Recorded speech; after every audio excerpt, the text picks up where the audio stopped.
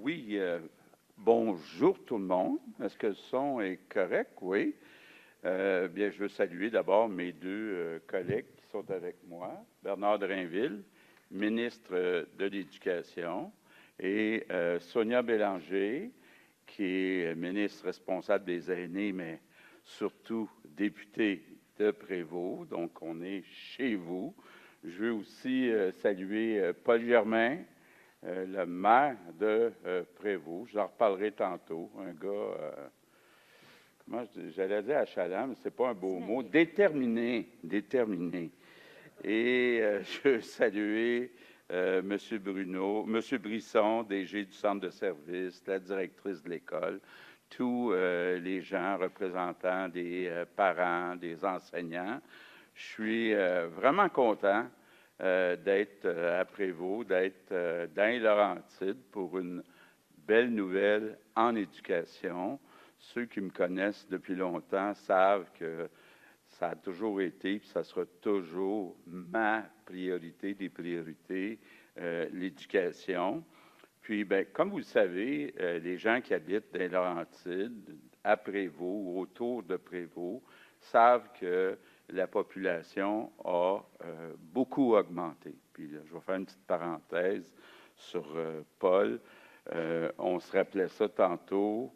2017, là, donc je n'étais pas premier ministre, j'étais dans l'opposition et j'avais demandé, je faisais une tournée du Québec, donc je l'avais appelé pour faire une visite à Prévost en voulant visiter une entreprise ou quelque chose de le fun.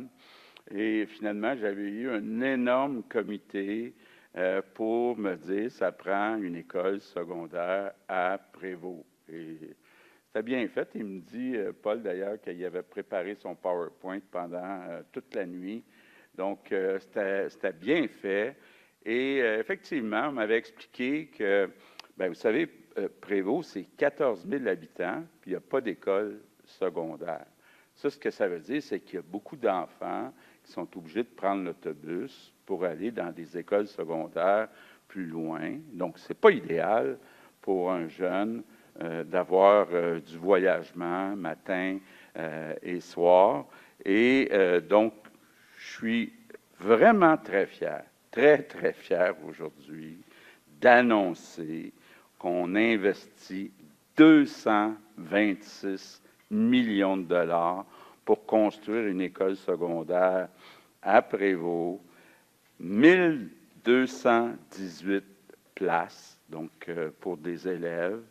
Il va y avoir 35 classes, 6 laboratoires de sciences, 7 locaux pour les arts, un auditorium de 300 places et 2 gymnases qui se séparent en deux, ça veut dire 4 gymnases qui, on l'espère, vont être utilisés aussi pour les citoyens. Je souhaite toujours ça, là, puis je veux toujours m'assurer que les centres de services, que quand on a des installations sportives, oui, ça peut être utilisé par les élèves, mais aussi par la population en général. Puis il va y avoir aussi un terrain de football.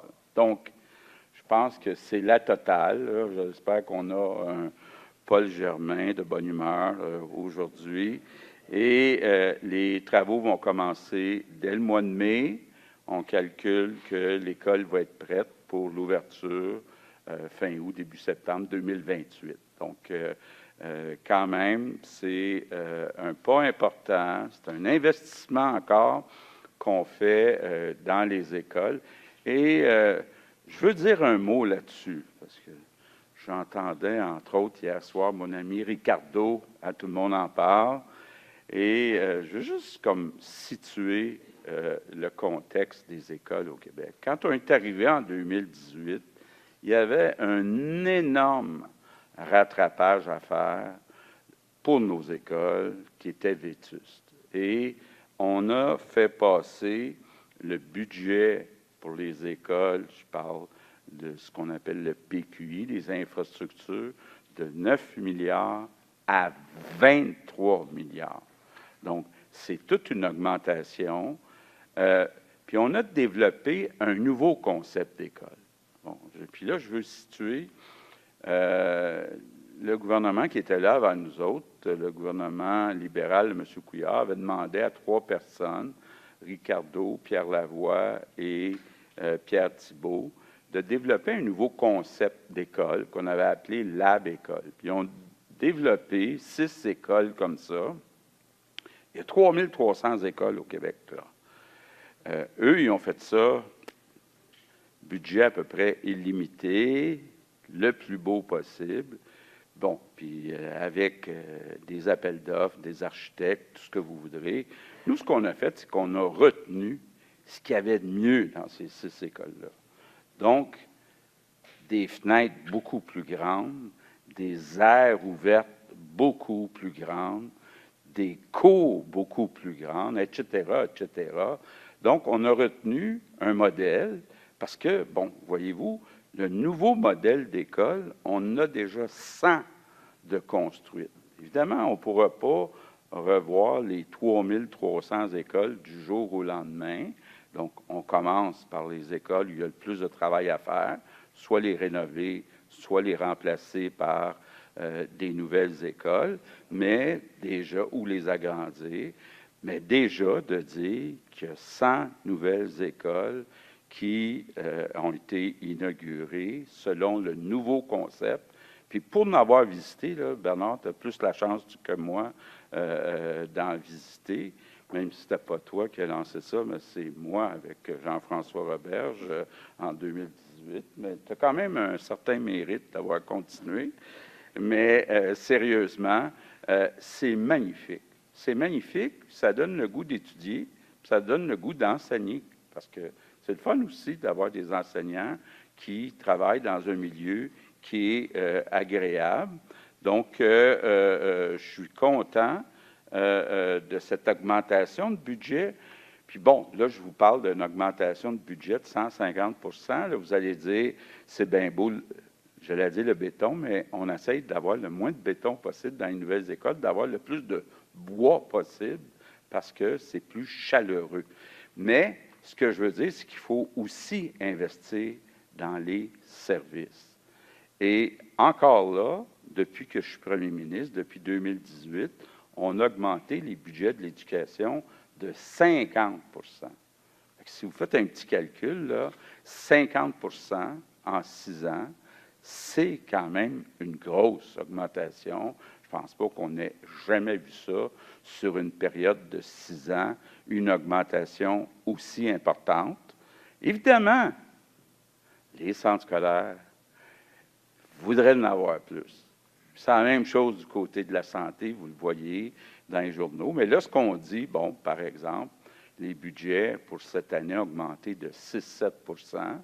Ce qu'on dit au centre de services, puis au 6 dans le réseau de la santé, c'est qu'il faut l'augmenter de 6-7 %, pas de 10-12 %. À un moment donné, je comprends que les besoins sont énormes, mais 50 % d'augmentation depuis 2018, c'est beaucoup.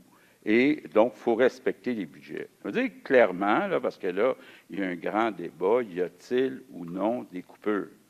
Bon, une augmentation de 50 % sur 6 ans, puis une augmentation de 6-7 % sur un an, la dernière année, l'année en cours, ce n'est pas des coupures.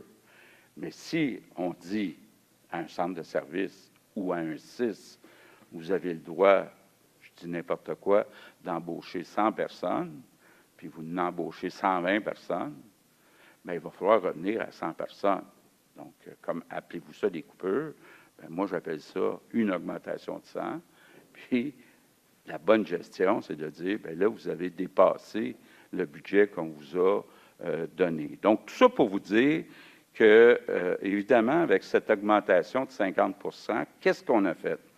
Bon, la première chose qu'on a faite, puis ça, c'est la première fois que ça s'est fait dans l'histoire du Québec, on a augmenté les salaires des enseignants plus que l'augmentation de salaire qui était donnée aux 500 000 employés de l'État. C'est la première fois que ça se faisait, des offres qui étaient différenciées. Évidemment, il y a des syndicats qui aiment moins ça parce qu'ils représentent des groupes d'employés, soit dans un réseau, soit dans un autre réseau. Donc, on a augmenté davantage le salaire des enseignants. On a ajouter les premières années des orthophonistes. Là, puis là, c'est une idée de Bernard, des aides à la classe dans les classes où il y a beaucoup d'enfants qu'on appelle EHDA, qui ont des difficultés d'apprentissage, d'avoir une deuxième personne qui vient aider dans les classes qui en a plus. C'est une bonne idée, puis ça aide à faire réussir ces enfants-là. Vous savez, il y a 20...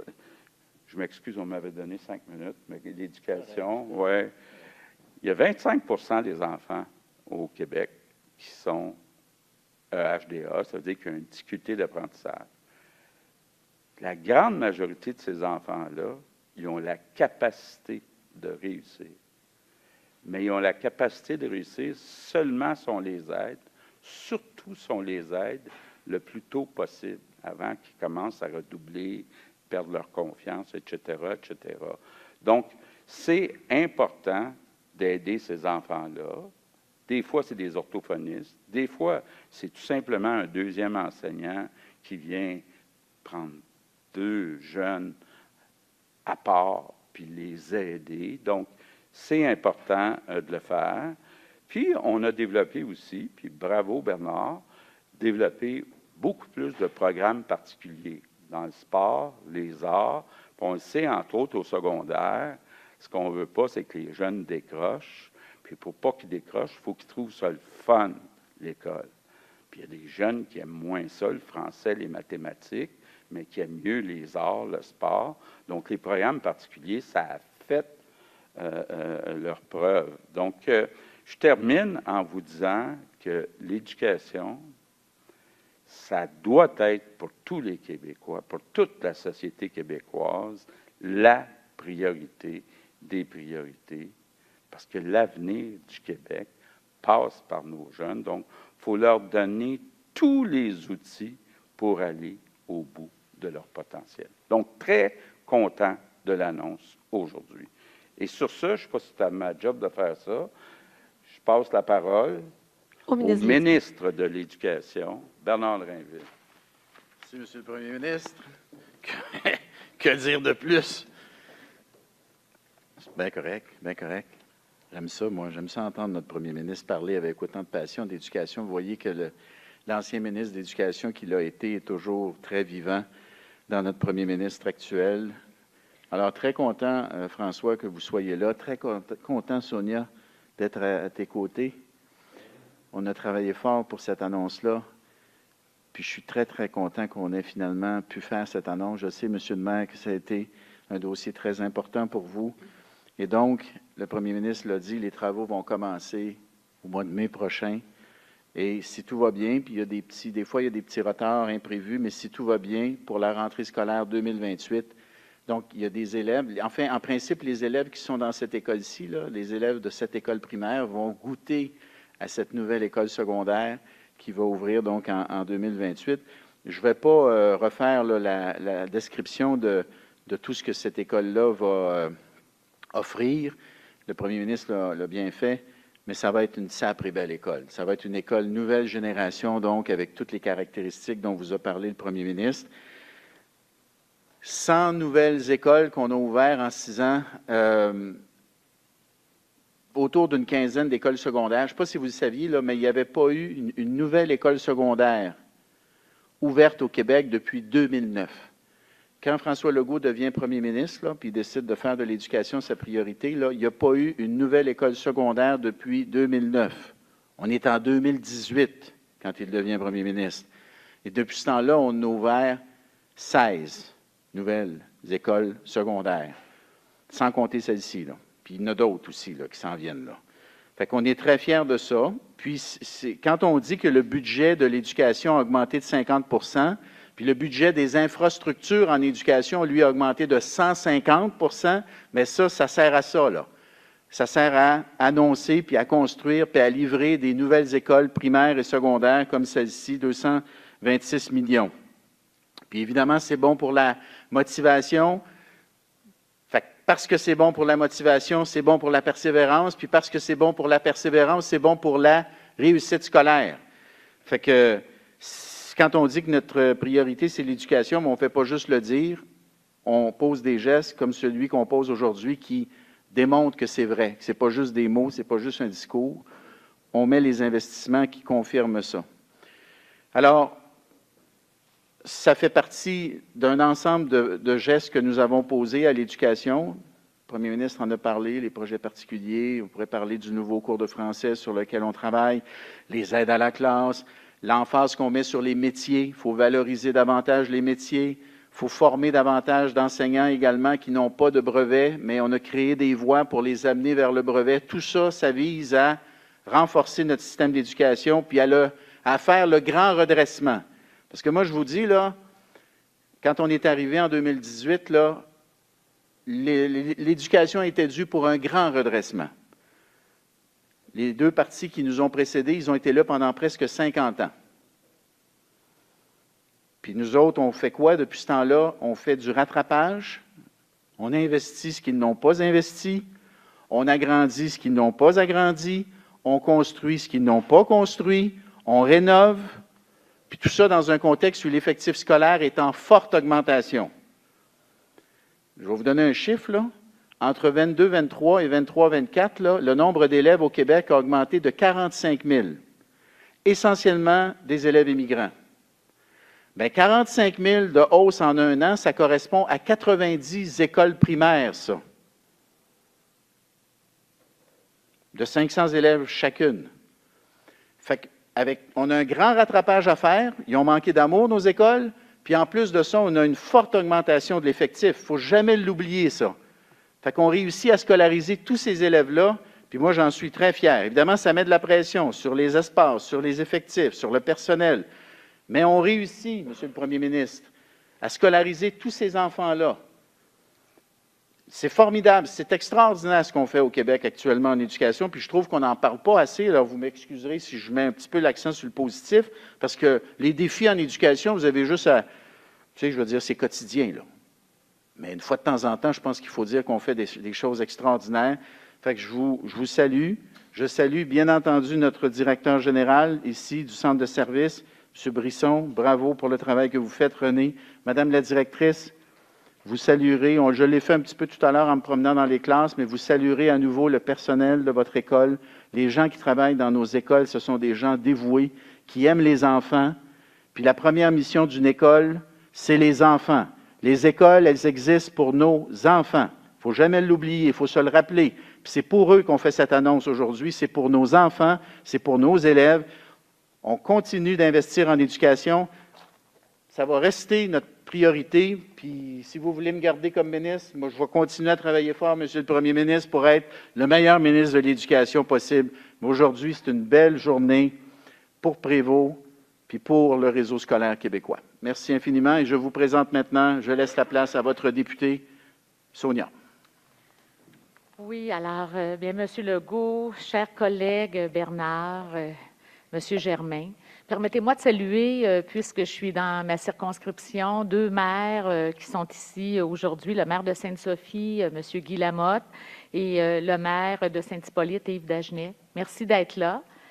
Et moi, je vais vous dire, je suis tellement contente qu'on soit arrivé aujourd'hui là où on est, c'est-à-dire de se doter d'une école secondaire à Prévost.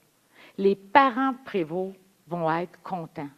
Les enfants de Prévost vont être contents. Parce que vous savez, les enfants d'aujourd'hui, là, bien, ils sont extrêmement allumés et intéressés par ce qui se passe. Puis ils nous en posent des questions, les jeunes au primaire actuellement, à quel endroit je vais aller quand je vais être rendu au secondaire. Bien, on va pouvoir leur dire qu'en 2028, ils vont pouvoir demeurer dans leur communauté. C'est extraordinaire. Puis je vais vous dire, vous le savez, je suis la ministre responsable des aînés. Moi, c'est ma première fois à vie là, que je participe comme ça à une annonce dans une école. Puis on a une maison des aînés qui est juste à côté, là. C'est vraiment le terrain d'à côté. Puis les élèves d'ici vont à la maison des aînés. C'est tout un travail, une collaboration intergénérationnelle qui est extraordinaire. Alors, je me réjouis de ce qui se passe dans le milieu de l'éducation, grâce à mon collègue, grâce à tous les enseignants. Puis, je me réjouis aussi de ce qui se passe dans le réseau de la santé. Il faut continuer d'investir, on le fait. Mais honnêtement, j'ai jamais vu autant d'écoles se construire dans les Laurentides. J'ai l'impression qu'il y en a un grand nombre dans plusieurs municipalités, que ce soit les écoles primaires ou secondaires, puis c'est extraordinaire. Je veux souligner la grande collaboration du Centre de services scolaires. La première fois qu'on s'est vu en 2022, je pense qu'on avait eu une petite rencontre un petit peu serrée, parce que je suis quelqu'un qui veut que les dossiers avancent, mais je veux vous remercier. Vous avez fait un travail, vous avez été au rendez-vous. C'est un travail de collaboration. Puis on va être là pour suivre l'évolution des travaux, puis on va travailler en étroite collaboration avec Monsieur le maire. Et puis, je suis certaine que certains des collègues maires des municipalités d'à côté, bien, certainement qu'il y aura un travail de partenariat pour que vos jeunes puissent aussi participer à tout ça. Alors, un grand merci. Merci beaucoup. Je suis vraiment très contente. Merci. Est-ce que là, tu présentes le maire? Oui. Alors, donc, sans plus tarder, j'inviterai le maire de Prévost, M. Paul Germain. Bonjour tout le monde. Bonjour, Monsieur le Premier ministre. Bonjour, Sonia. Bonjour, Monsieur Drainville. Vous exprimez la joie que je ressens. Je pense que les mots me manquent. Cette annonce aujourd'hui, bien, elle va marquer l'histoire de Prévost. Oui, on l'a de notre école, enfin. Mais tout d'abord, je tiens à remercier chaleureusement notre Premier ministre. Rarement nous avons eu un Premier ministre qui respecte ses engagements comme ça. Je pense que dans l'histoire, là, on va sûrement retenir ça de vous. Vous avez tenu promesse et la patience des Prévostois, Prévostoises est aujourd'hui récompensée.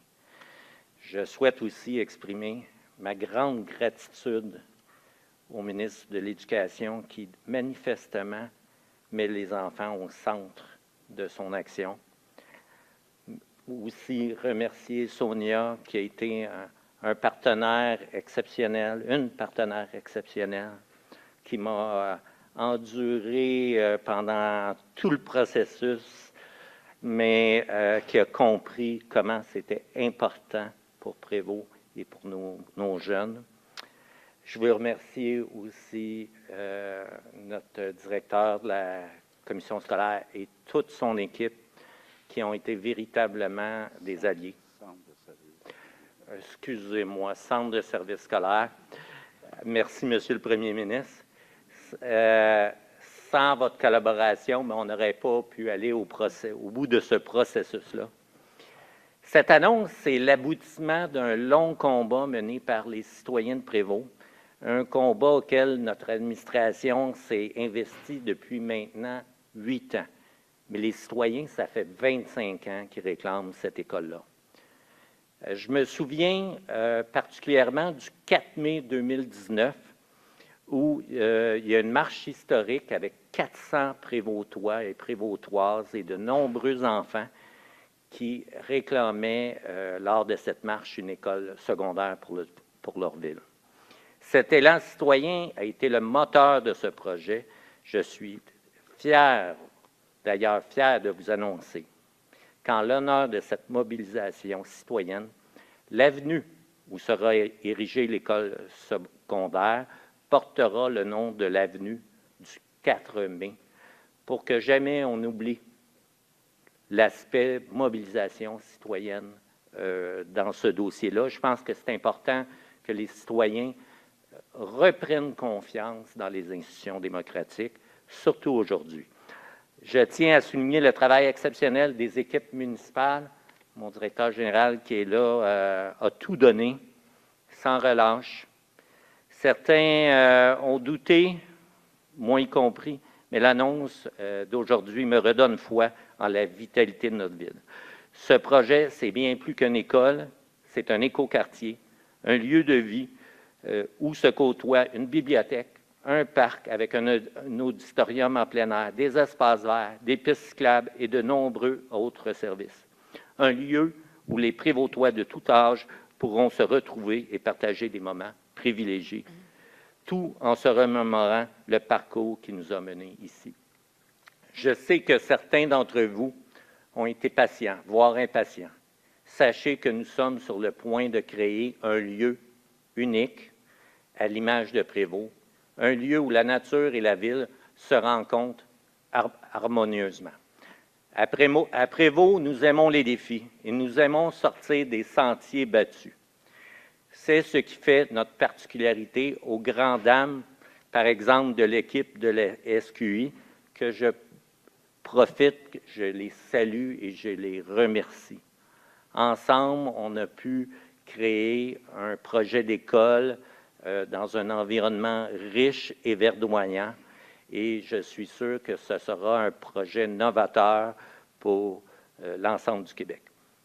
Ultimement, nous avons fait les choix nécessaires pour offrir à nos jeunes et à leurs familles un lieu d'apprentissage en plein cœur de notre ville où nos jeunes pourront s'épanouir dans une école qui leur ressemble, où les familles pourront se rassembler et où chacun trouvera sa place. Merci. Bravo. Merci beaucoup. On va maintenant passer à la période de questions. Donc, il y a un micro derrière les caméras. Ce sera une question, une sous-question par média.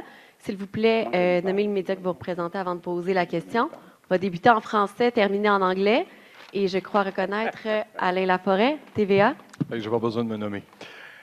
Bonjour, Monsieur le Premier ministre. Bonjour. Bonjour, Mme Bélanger. Bonjour à vous. Monsieur Legault, c'est le jour 1. Oui. Ça vient de commencer aujourd'hui. M. Trump a signé plus de 100 décrets, sauf que ce qu'on comprend à la lumière, entre autres d'informations du New York Times, c'est qu'il confierait à une agence fédérale le fait de voir s'il va imposer des tarifs. Toujours dans son discours, ça y a été très clair aujourd'hui, il veut que ce soit une balance commerciale à l'avantage des Américains. Or, le Québec vend plus qu'il importe. Est-ce que vous avez toujours espoir de le faire changer d'idée? Bon, d'abord, vous allez me donner la chance. J'ai écouté un peu de son discours en m'en venant en auto tantôt. Je n'ai pas lu encore les 100 décrets. J'ai des gens qui sont en train d'analyser tout ça. Mais effectivement, M. Laforêt, ce que j'ai compris, c'est qu'il n'y aurait pas aujourd'hui de tarifs d'imposer sur les produits canadiens. Je dis bien aujourd'hui. Maintenant, est-ce qu'il y en aura demain? Est-ce qu'il y en aura dans une semaine, dans un mois? Ce n'est pas exclu, loin de là. Donc, on continue à se préparer, on continue à regarder secteur par secteur, produit par produit, qu'est-ce qu'on peut faire dans différents scénarios. Comme je l'expliquais la semaine dernière, si les États-Unis mettaient des tarifs sur l'importation de produits canadiens, disons des tarifs de 25 %, ça viendrait augmenter les prix payés par les Américains de 25 %. Donc, il y a des impacts négatifs pour les Américains. Évidemment, la question qui se pose de notre côté, c'est est-ce qu'on pourrait maintenir les prix actuels malgré le tarif? Il y a des secteurs dans lesquels nos produits sont difficilement remplaçables. C'est pour ça qu'on revient au débat sur le pétrole, mais on pourrait parler de l'électricité, on pourrait parler de l'aluminium, mais il y a des produits qui peuvent être remplaçables. Donc, ce qu'on est en train d'analyser là, avec toute l'équipe de l'économie, c'est secteur par secteur, produit par produit, quelles sont les meilleures mesures à mettre en place.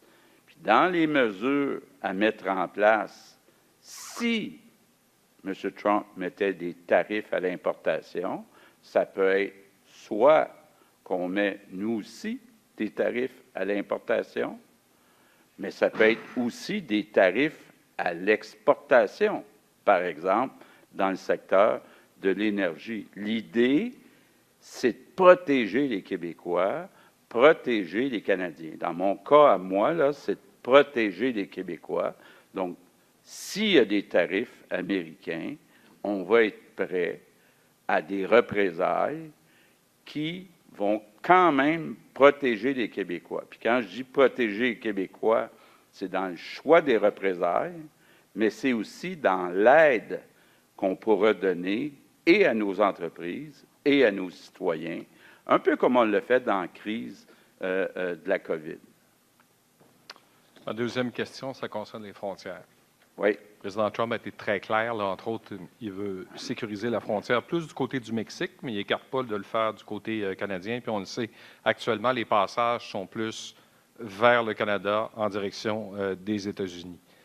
Est-ce que vous êtes actuellement satisfait et vous avez eu le fameux plan du gouvernement fédéral qui s'est engagé à investir 1,3 milliard pour sécuriser la frontière? Bon. C'est effectivement important de protéger la frontière dans les deux directions, nord-sud et sud-nord. C'est d'abord la responsabilité du gouvernement fédéral puis du gouvernement américain de le faire. Par contre, on a demandé à la Sûreté du Québec un peu de surveiller ce que font ces autorités et ce qu'on a demandé aussi, puis j'ai eu l'assurance de Dominique Leblanc qui parlera avec M. Miller, c'est de renforcer les conditions sur les visas. On sait qu'actuellement, 80% des immigrants illégaux qui passent du Canada vers les États-Unis passent par le Québec, 82% pour être exact. Et dans ce 82%, 60%, ce sont des touristes indiens, donc de l'Inde, qui, dans le fond, ne viennent pas ici comme touristes, mais viennent pour éventuellement passer illégalement aux États-Unis. Donc, on a demandé de renforcer l'émission des visas, donc assurer d'avoir un billet aller-retour à ces personnes-là, assurer d'avoir un actif minimum, puis de faire des enquêtes judiciaires sur ces personnes-là. Dominique Leblanc me dit, je vais en parler à M. Miller pour m'assurer que ça soit fait. Prochaine question, s'il vous plaît. Bonjour à tous, Mathieu Goyer de Radio-Canada.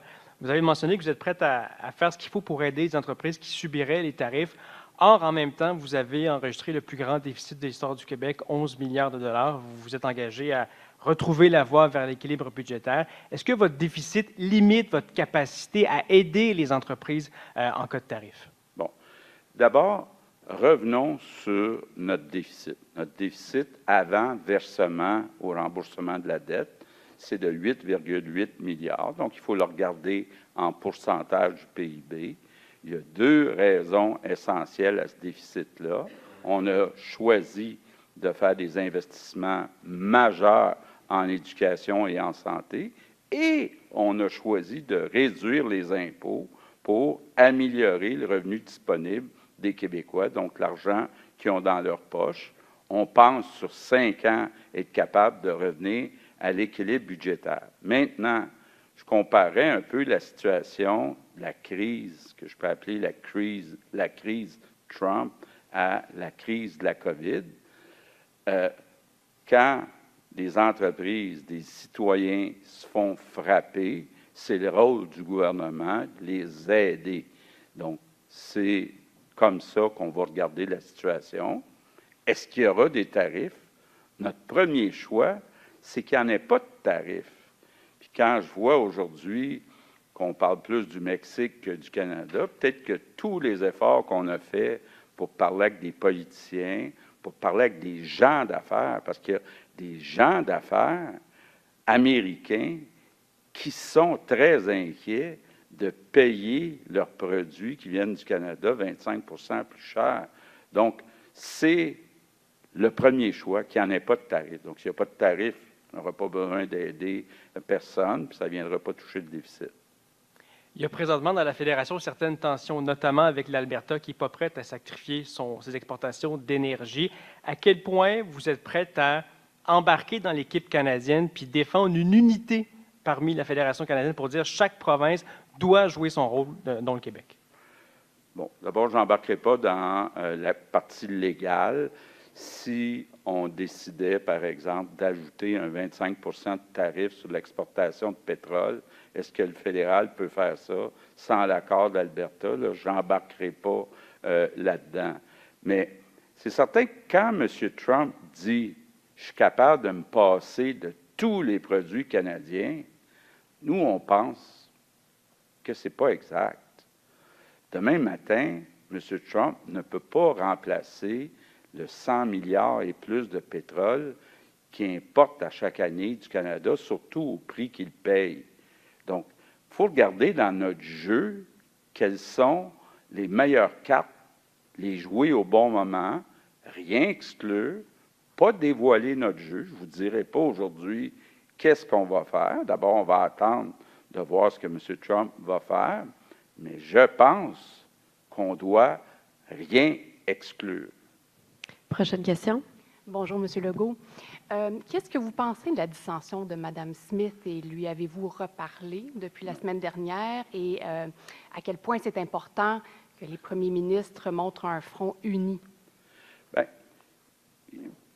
sans révéler les conversations qu'on a pu avoir à l'interne, moi, je veux quand même vous dire que je suis intervenu pour dire que si une province comme l'Alberta faisait des efforts qui coûtent plus cher à cette province-là qu'à l'ensemble des provinces, il devrait y avoir une compensation qui vient du gouvernement fédéral.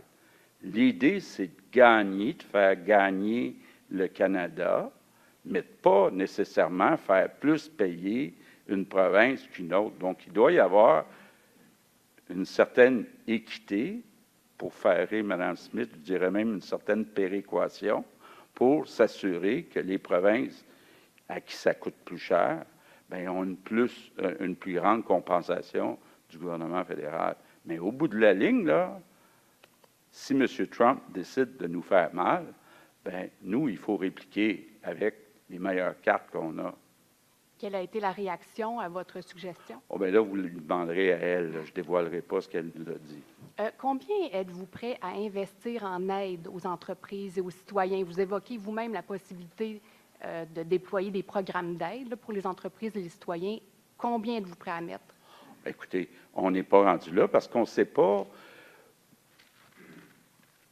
Moi, je dirais là, qu'il va se passer beaucoup de choses pendant les prochains mois. Mais je ne vois pas comment, par exemple, M. Trump peut tarifer longtemps des produits comme l'aluminium qu'il n'est pas capable de remplacer. Mais il est imprévisible, M. Trump. Donc, c'est bien difficile pour moi de dire qu'est-ce qui va arriver, qu'est-ce qui va tarifer, quelles entreprises de quel secteur. On est en train de faire des scénarios secteur par secteur, je dirais même produit par produit. J'en ai une dernière Prochaine sur l'éducation. question, s'il vous plaît. Sur l'éducation. Passe à la prochaine question. Sur l'annonce du jour. Juste deux, Caroline. Oui, sur l'annonce du jour, c'est important, il faut en parler aussi. Prochaine question, s'il vous plaît. Qu'est-ce que vous dites Écoutez, au Catherine, centre de service? Ben, moi, une je question sur respecte- Prochaine l'éducation. question, c'est une question, une sous-question, s'il vous plaît. Prochaine question. Mais sur l'annonce locale là, du jour. Là. Prochaine question, s'il vous plaît. M. Legault, dans votre plan de réponse à d'éventuels tarifs, est-ce qu'il y a des investissements prévus pour rénover les infrastructures? Puis si oui, combien de temps ça pourrait être lancé après l'imposition de tarifs? Bien, c'est une très bonne question que vous posez là, parce que quand je suis arrivé en 2018, on avait un PQI, là, un plan québécois des infrastructures sur 10 ans, de 100 milliards. On est rendu à 153 milliards. Ça veut dire qu'on l'a augmenté de 53 %. Est-ce qu'on doit l'augmenter encore plus en se disant, si jamais on perd des emplois dans certains secteurs manufacturiers, on pourrait les remplacer par des emplois dans le secteur de la construction pour construire des infrastructures qui ne sont pas un luxe parce qu'on a un énorme rattrapage à faire au Québec. Ça fait partie des réflexions qu'on a, mais encore là, on n'a pas les gestes de M. Trump pour l'instant. On a plusieurs scénarios. Je vais laisser la deuxième question à ma collègue Caroline sur l'annonce du jour. Franchement.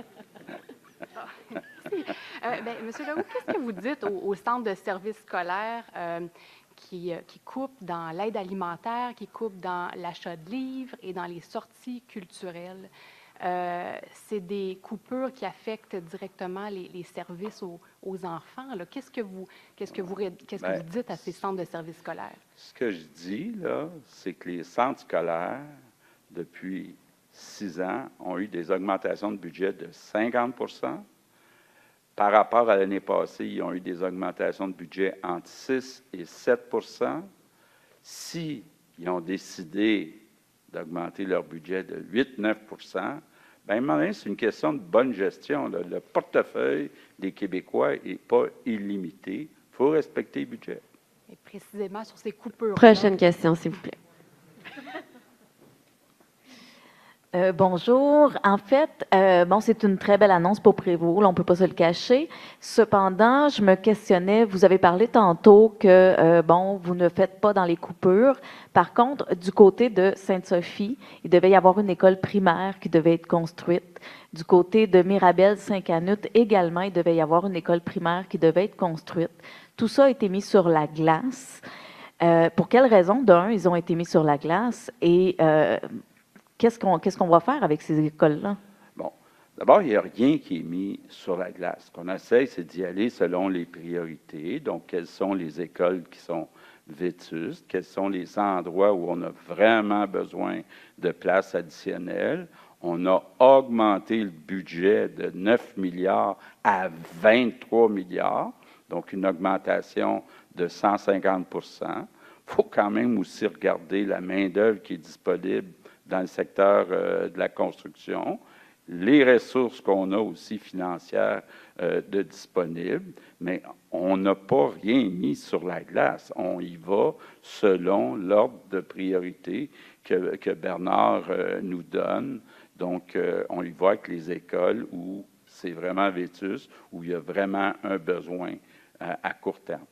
Mais il y avait eu des annonces qui avaient été faites en ce sens-là, comme quoi que ce serait construit. Et là, finalement, dernièrement, bon, ben, on a eu des annonces que finalement, ça ne se fera pas tout de suite.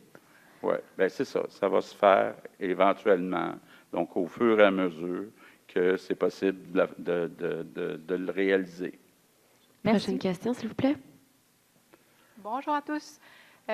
Monsieur le Premier ministre, est-ce que vous craignez, vu l'état d'urgence à la frontière sud, un afflux au nord? Puis votre stratégie, est-ce que c'est d'envoyer les policiers tout de suite? Est-ce que ça vous inquiète dans l'immédiat qu'il y ait un afflux à la frontière nord?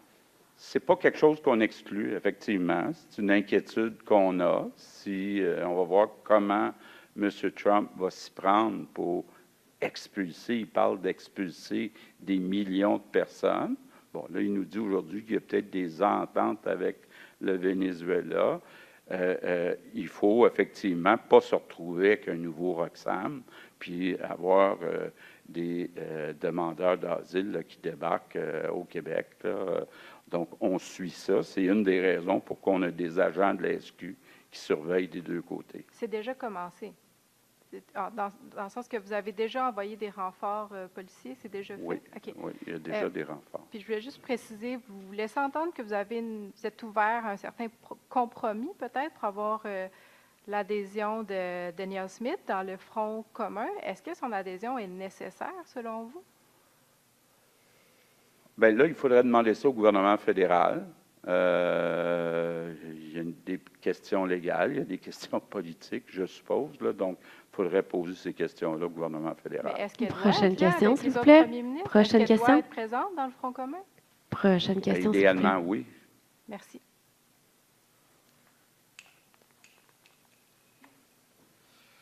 Bonjour à tous, Patrick Belrose, Journal Québec. Monsieur Legault, tantôt vous expliquiez, vous disiez, bon, écoutez, les mesures qu'on veut prendre contre les tarifs douaniers, c'est pour protéger la population québécoise. En même temps, on apprenait en fin de semaine que vous envisagez aussi, par exemple, l'idée d'une surtaxe sur les produits qui sont vendus sur Amazon ou en ligne sur la plateforme de Walmart. En quoi ça pourrait aider d'avoir une taxe sur les produits qui sont vendus comme ça sur des plateformes américaines?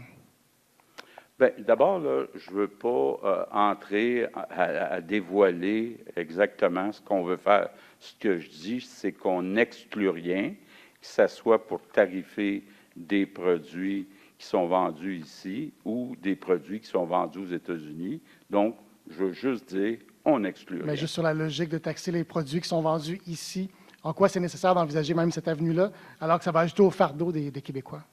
Bien, écoutez, d'abord, là, je n'ai pas attendu le problème de M. Trump pour répéter, puis je vais le répéter. Puis s'il y a un message que je veux passer, c'est de dire aux Québécois, là, achetez donc québécois. achetez donc québécois. Avant de choisir un produit en ligne ou autre, c'est possible, même si ça coûte un petit peu plus cher. Achetez donc québécois. Ça va aider les emplois au Québec.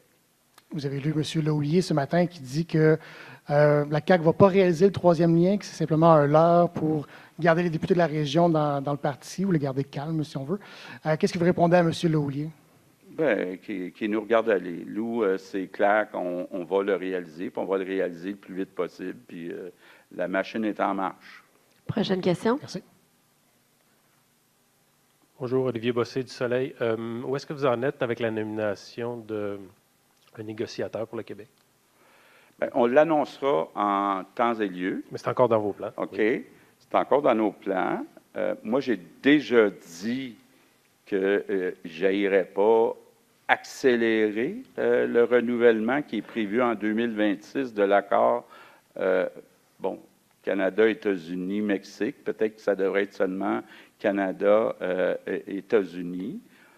Pour l'instant, c'est prévu juste en 2026. Donc, à court terme, ça va d'abord dépendre des tarifs si M. Trump met en place des tarifs. Donc, il faut d'abord voir ce qu'on a à négocier, mais en temps et lieu, on va nommer un négociateur en chef. Pour ce qui serait pour une compensation pour l'Alberta dont vous avez parlé, ça pourrait être l'Alberta, par exemple, est-ce que tout cet argent-là ou cette compensation-là viendrait d'Ottawa ou les autres provinces aussi pourraient débourser?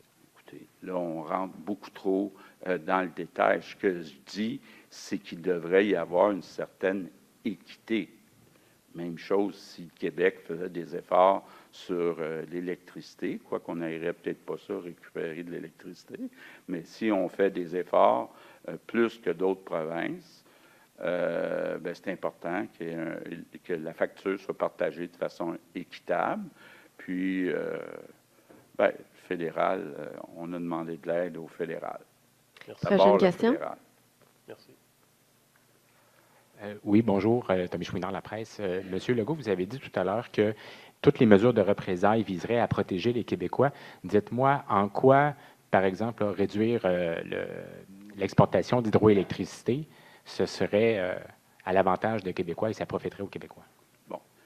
Quand je dis protéger les Québécois, c'est au total avoir le moins d'impact négatif possible. Utiliser les meilleures armes, les meilleurs moyens de représailles pour que ça ne dure pas, les tarifs de M. Trump. Puis, entre-temps, s'il y a des impacts négatifs, avoir des programmes pour aider les entreprises puis les individus. Mais il faut regarder l'ensemble. Qu'est-ce qui est le plus efficace? C'est quoi la meilleure stratégie avec comme objectif protéger le portefeuille des Québécois? Et l'hydroélectricité, juste pour bien comprendre, c'est comme une des meilleures armes possibles, si je suis votre logique? Bien, les questions qu'il faut se poser, je reviens au pétrole, c'est quand M. Trump dit qu'il est capable de se passer de tous les produits canadiens. Il faut se poser des questions. Est-ce que c'est vrai pour le pétrole? Est-ce que c'est vrai pour l'électricité? Est-ce que c'est vrai pour l'aluminium? Est-ce que c'est vrai pour les pièces d'avion? Etc., etc. Donc là où ça fait mal. Je ne veux pas vous donner la la réponse, là, mais c'est là-dessus qu'on travaille. Maintenant, vous avez effleuré la question un peu plus tôt au sujet du retour à l'équilibre budgétaire. Je veux bien comprendre. Là, est-ce que pour vous, là, vous êtes en mesure de garantir que le retour à l'équilibre budgétaire, là, peu importe ce qui va se passer avec M. Trump, il faut que ce soit réglé d'ici 29-30?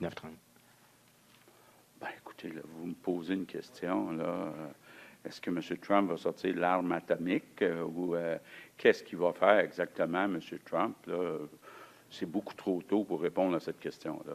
Prochaine question, s'il vous plaît. On va passer en anglais? If you like, yes. Bien sûr. Yes, Phil. Good afternoon, Premier. Welcome in Prévost. Yes, lovely place.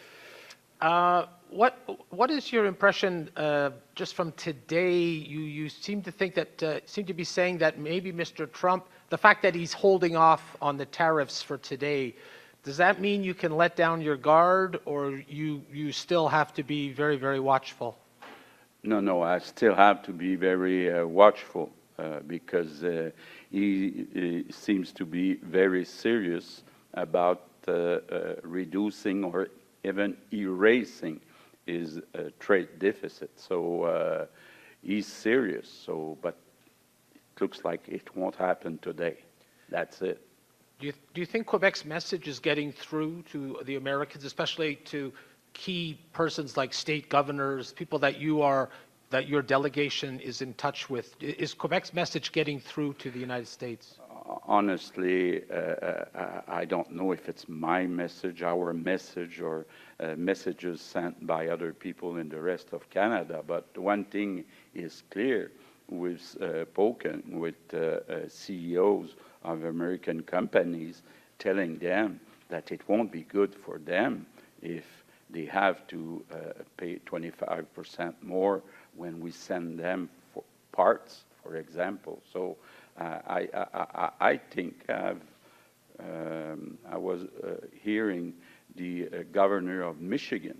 She said that it won't be good if Mr. Trump put in place these tariffs. So I think I hope the message is going. But honestly, I'm not saying that we won and it's over with Mr. Trump. It may happen tomorrow morning. Prochaine question, s'il vous plaît. Good afternoon. I understand, as you said, that what will actually happen with the tariffs is a bit unpredictable at the moment, but just how ready are you to help out business owners if it were to come to that? We're working very hard, and we're quite ready to put in place, but there are many scenarios that are different for each of the sectors, so we'll wait and see, but we're getting ready, and Christine Fréchette and her team, she's working very hard. We know as well this week we are expecting extremely cold weather. The mayor in Montreal has said that she needs extra support in terms of shelters for people experiencing homelessness. There's more and more people that are having issues finding resources. What's your message to mayors who are concerned about that today? But I'm concerned, of course, and we are in discussion with Valérie Plante to look at different alternatives rapidly. And but I understand that the next hours may be very tough for some people. So we'll do everything we can to increase places at different in different buildings. Prochaine question. Hello, Kelly Gregg from CTV. A quick question on the announcement of the day, this new school in Prévost. What do you hope this brings to, schools of the future? What's the model? What's the plan here for this school in particular? I'll let Bernard complete my answers, but the new model of schools is first a lot larger windows, so you have a more light. Then common areas where they can meet, have fun together, more wood, because it's chaleureux. What else, Bernard? Gyms. We still have some schools in Quebec without gyms, so it's important to have gyms. Auditorium. You can come to the microphone if you like. Oh, wait, don't. Well, the premier said it. Everything is bigger. There's more space. There's more space in the school per se. There's more space per student, actually. So the classrooms are bigger, corridors are larger, higher. There's lots of light, lots of wood, aluminum, auditorium, gymnasiums, football field. It's just the school of the future. That's what it is. The new generation of schools is the school of the futures for future Quebec generations. And all of the new schools that will be built in Quebec in the next years will be based on this new concept. All of the schools are different, but they all have the same characteristics.